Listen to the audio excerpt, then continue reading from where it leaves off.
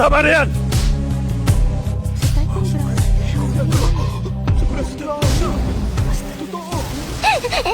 Ay, naku, ang apo ko. Ano bang nangyari, ha? Sabihin mo sa akin, bakit ka umiiyak? Mahalagang event to para sa pamilya Brown. Ang lakas naman ng loob niyong magdala dito ng kamalasan. Huwag mong pagsasalitaan ng ganyan ng anak ko. Bakit? Sino ka ba? Miss White, huwag mong sabihin pumapatol ka sa kung sinong hamak na lalaki lang. Parang di kayo bagay. Attention everyone! Makinig kayong lahat. Ang sikat na businesswoman ng River City ay naanakan ng isang hamak na lalaki lang. At ito ang batang yun. Hindi ba siya yung Victoria White ng AW Group? Balita ko nga naanakan siya noon na naging kamalasan para sa AW Group na halos ikabagsak at ikabankrupt nila. Victoria White, talagang wala ka nang pinipili ah. Ba't ka nagpaka-cheap ng ganyan? Ano ka ba, Vivian? Ba't pinagsasalitaan mo siya ng ganyan? Siya pa rin naman ang pinakamagandang babae sa buong syudad. Baka pagdating sa kama, ay talaga namang mahusay siya. Masama ka! Huwag mong sabihin yan kay Mami! Ikaw na bastardo ka, huwag mo ako tinutulak! Wala kang karapatang saktan ng anak ko! Ba't mo ako sinampal? Oo, sinampal kita! At ayusin mo yung pananalita mo sa anak ko! Tulong! Security! Anong gulo ito? Hindi niyo ba alam kung nasan kayo? Oh, Miss Jones, ano ba talaga nangyari? Ang taong yan, ang kapal na mukha saktan ako! Palabasin niyo siya! Manager Smith, asawa ko po siya. Pwede bang ibalato niyo na siya sa akin? Miss White, pasensya na. Sa ngayon, baliwala lang yung pakiusap. Security, ilabas niyo sila! Manager Honey. Smith! Huwag mo silang intindihin. Hindi tayo mapapaalis ng mga yan. Pwede ba, Mason, tumahimik ka muna? Pero honey, Alam mo ba kung gaano ka-importante ang event na to? Alam mo ba kung ano ibig sabihin nito sa akin? Sinisira mo ang lahat para sa akin! Mami, huwag po kayo magalit kay Daddy. Hindi naman po niya sinasadya. gusto ko lang protektahan kayong dalawa. Protektahan? At paano mo ako mapoprotektahan? Wala ka namang kayang gawin kundi ang dumaldal ng walang katuturan! Okay, sige. Pasensya na. Pero, Tama na! Huwag ka na magsalita. Simula ngayon, huwag na muna tayo magkita. Mami, kasalanan ko po. Huwag niyo naman pong paalisin si Daddy. Please naman po, maawa po kayo sa kanya.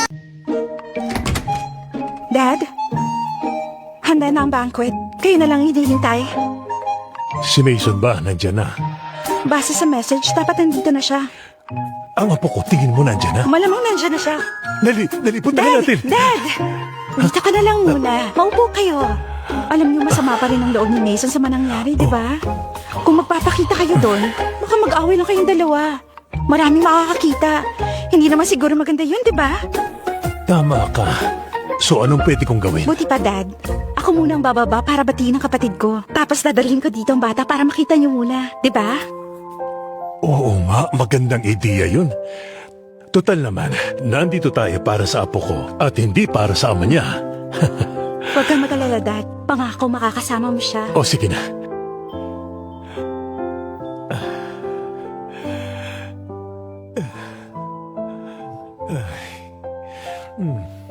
Lacey, huwag ka na umiyak. Ayos lang naman tayo di ba? Aalis ka ba o hindi? Honey, kung magtitiwala ka lang sa akin, tutulungan kitang ayusin ng lahat ng ito, okay? Lumabas na kayo! Tumahimik ka! Wala kayong karapatang gawin sa akin yan! Mason! Ang sabi ko, aalis ako kung gusto ko. At kung ayaw kong umalis, kahit Diyos, hindi ako mapapaalis. At sa huling pagkakataon, gusto kong marinig nyo na kapag hindi nakita ng anak ko ang lolo niya, hindi kami aalis dito! Mason, itigil mo na yung kalukong yan. Ako nang nakikiusap, umuwi na kayong dalawa ni Daisy. Vivian, pakinggan mo siyang magsalita. Kung wala kang alam, iisipin mo si Tycoon Brown ang lola ng bastardong yan. Alam mo, Victoria, talagang kakaibang tao rin itong nahanap mo, ah. Parang kamag-anak niyang tycoon. Hindi ba siya takot mamatay? Sige na, Mason, itigil mo ng pagsasalita ng kung ano-ano. Kung hindi ka titigil, walang pwedeng magligtas sa'yo! Manager Smith, kumilos ka na. Palabasin mo sila. Kung hindi ka mapag-iusapan, papersahin kita. Pasensyahan tayo. Kunin siya! Pwede ba itigil niya yan?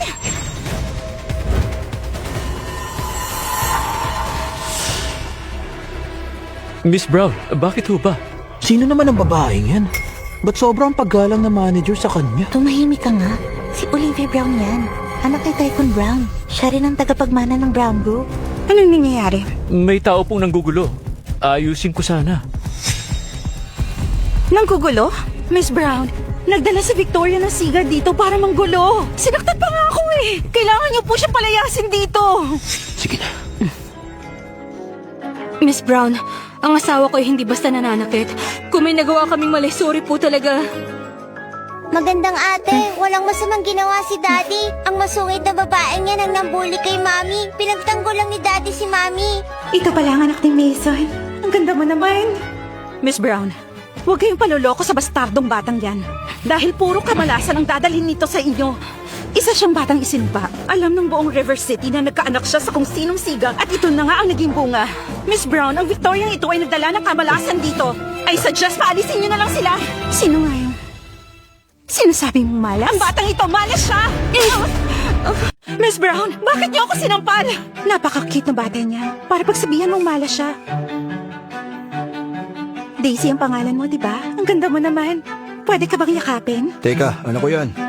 Kung gusto mo, mag-anak ka na rin. Nasa taas si Dad. Gusto niya makita si Daisy. Alam mo, click mo talaga. Gusto mo maglaro tayong dalawa? Teka, sandali lang. Paano kayo maglalaro nitong bata? Daisy, auntie ang tawag mo sa kanya. Mason, ba't ganyan ka makipag-usap sa kanya? Wala namang problema doon. Ano, sasama ka sa akin? Tapos pwede niyo ba silang pigilan na wag ibuli si Daddy at Mami? Ang daddy mo ang Palace Master ng Celestial Palace. Kaya walang maglalakas loob kung hindi, patay silang lahat. Sige, promise yan ni Auntie. Miss Jones, dahil pamilya mo ang nag-host ng dinner na to, palalampasin ko na ang mga nangyari kanina.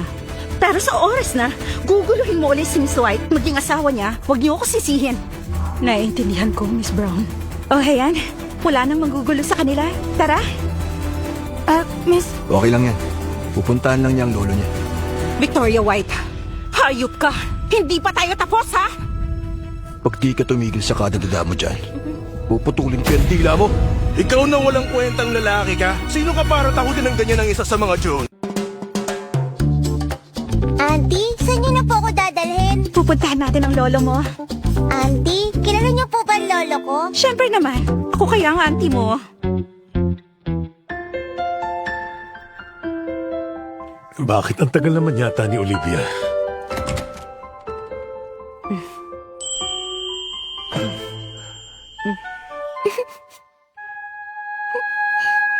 Aba, kamukha nga. Hindi ako makapaniwala. Ano ibig niyo sabihin? Kamukha siya ng kapatid mo. Walang dudang lahing brown ka nga. Sandali po, kayo po ba talaga ang daddy ng daddy ko? Ako nga. At ako ang tunay mong lolo. Kayo po ba ang lolo ko? Oo naman, ako talaga. Pero sandali nga. Pwede ka bang mayakap ni lolo? Opo naman. Ay, naku. Halika nga. Ganito. May iririgalo ko sa'yo, ha? Oh, ayan. Ganda, di ba? Sige, isuot natin. Ito, ang isa sa mga pamana ng Brown family. Nagustuhan mo ba? Ha? Basta galing kay lolo, gusto ko. Napakalambing naman ang apo ko at napakabait na bata. Akala mo matatakot mo ang pamilya Jones? Kuya, ang babae niyan, lagi ako pinapahiya. Ipagtanggol mo naman ako sa mga taong yan. Sinong nagpahiya sa'yo? Yung mga yan! Si Robert Jones yan, ang tagapagmana ng mga Jones. Balita ko may kasunduan ng pamilya nila sa pamilya White. Pero dahil sa nangyari kay Victoria na nabuntis ng di inaasahan, nagalit ang mga Jones. Kaya nitong mga nakaraan, ginigipit ng mga Jones ang mga White. Dating away pero bagong gulo. Kawawang Victoria, laki ng problema niya. Kuya, alam mo bang ang taong yan ang mismo nakabuntis at ama ng anak ni Victoria? Anong kalokohan ang pinasok mong yan? Victoria, siya ba talaga ang ama ng bastardo mong anak? Mr. Jones, mag-ingat kayo sa pananalita nyo. Totoong nasaktan na asawa ko ang kapatid mo. Pero dahil kasalanan din naman niya. Asawa mo yan? Kasal na kayo?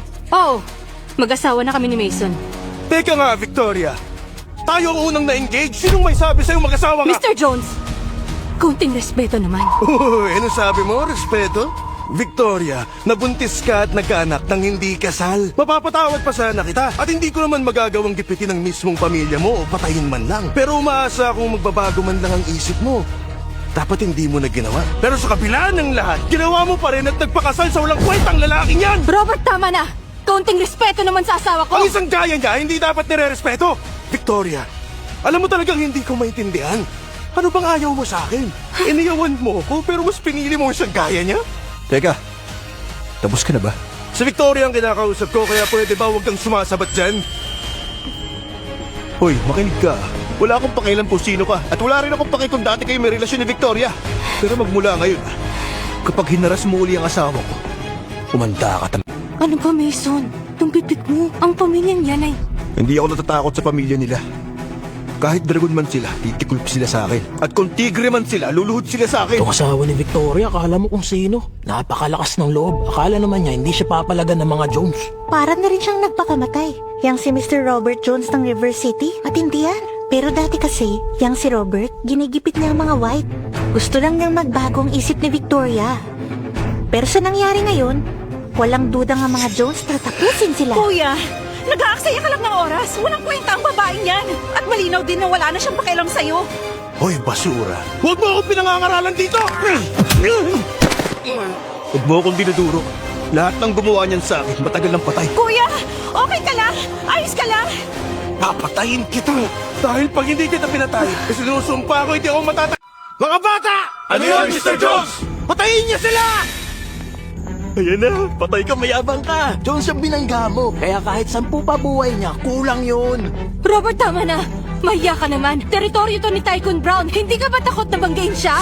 Hoy, Victoria! Huwag mong gamitin si Tycoon Brown para manakot. Itong Imperial Luxury Group ay teritoryo namin. Kaya kong ipapatay kahit sino pa! Huwag mo na siyang patulan. Ako nang bahala dyan. Sige, tignan natin kung paano Ano, gagawin. Pwede bang itigil mo na yung pagyayabang mo? Kung wala ka mang pakialam sa akin, kahit titisi na lang. Robert, ano bang gusto mo? Anong kailangan para tantanan mo na kami? Daisy, ano pang gusto mong regalo, ha? Sabihin mo kay Lolo, kahit ano, ibibigay ko. Kahit pa nga mga bituin sa lahangin, pipitasin ko yun isa-isa. Lolo, napakabait niyo talaga. Bukod kina Mami at Daddy, kayo Oh? po ang sunod na pinakamabait. Ganun ba? May iba pa bang nang-aapi kay Daisy? Sabi po ni Lolo at Lola, malas daw po ako. Ipinanganak daw po ako para magdala ng kamalasan. Sinabi nila yun? Paano nila nasabing malas ang apo ni William Brown? Humanda sila. Daisy apo, pag may nang api sa'yo, sabihin mo agad sa akin ha. Ipagtatanggol ka ni Lolo. Marami pong salamat. Ito talagang apo ko. Ay, Lolo, si Daddy at Mami baka naghahanap na. Oh. Mag-aalala sila. Oh. Pupuntahan ko na sina Mami at Daddy. Bye-bye. Daisy. Sige lang. Gusto kong malaman ang lahat ng tungkol sa bata. Itong mga taong lumipas, sigurado akong nagdusa siya. Ano bang gusto mo? Anong kailangan para tantanan mo na kami? Bakit, Victoria? Kanina lang akala mo kung sino ka makaasta. Pero ngayon nagmamakaawa ka na? Please, Robert. Kung may problema ka, tayo ang mag-usap. Huwag mo idamay si Mason. Simple lang naman ang gusto ko, Victoria eh. Gusto ko lang namang maging akin ka at bumalik ka ng kusa. Pagkatapos, palurin mo siya sa harap ko, tilaan niya ang sapatos ko na parang isang aso! Saka ako siya lulubayan. Sumusobra ka na! Ha? Mga bata, upakan sila! Huwag niyo pong binubuli si Mami at Daddy. Huwag niyo po silang inaapi. Daisy, bakit nandito ka? Daddy, Mami, nakita ko po si Lolo. Ang bait-bait niya po sa akin. Binigyan pa niya ako ng regalo, oh. Kuya, ang batang yan, ang bastardong anak ni Victoria sa lalaking yan. Ay nako, Victoria. Mukhang kompleto na ang buong pamilya niyo dito ah. Ha? Okay yan.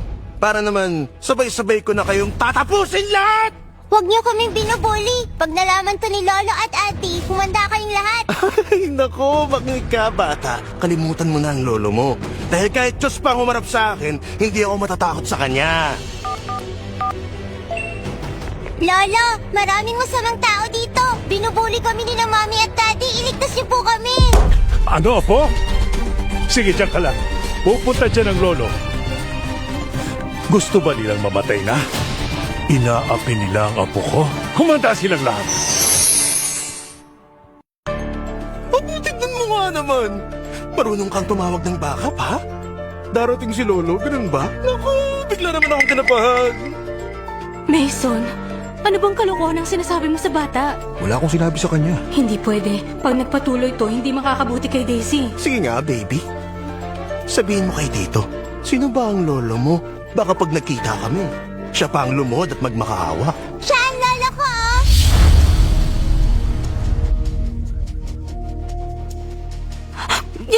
sinasabi mo kay Daisy? Wala akong sinasabing ganyan, Victoria. Alam mo, ang cute mo talagang bata ka, totoo.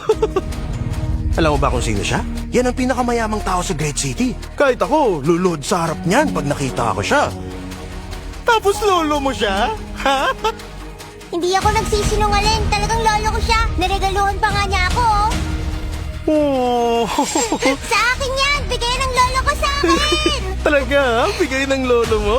Sige, sabihin mo sa kanya! Kunin niya rito! O, ayan! Sige! Bigyan sa akin ng lolo ko! Ibalik ko sa akin yan! Tama na yan!